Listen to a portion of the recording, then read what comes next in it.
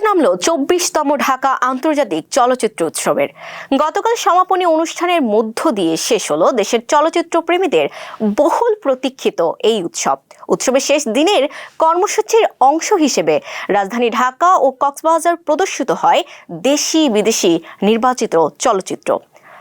10ই জানুয়ারি থেকে শুরু হওয়া এই উৎসবের সমাপনী অনুষ্ঠান গতকাল বিকাল 4টায় আয়োজন করা হয় জাতীয় জাদুঘরের মূল মিলনায়তনে। প্রধান অতিথি হিসেবে উপস্থিত ছিলেন সংস্কৃতি মন্ত্রণালয়ের উপদেষ্টা মোস্তফা সরোয়ার ফারুকী।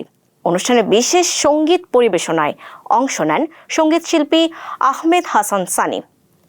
সমাপনী আয়োজনের শেষ অংশে প্রদর্শিত হয় এশিয়ান কম্পিটিশন বিভাগে সেরা পুরস্কারপ্রাপ্ত চলচ্চিত্র।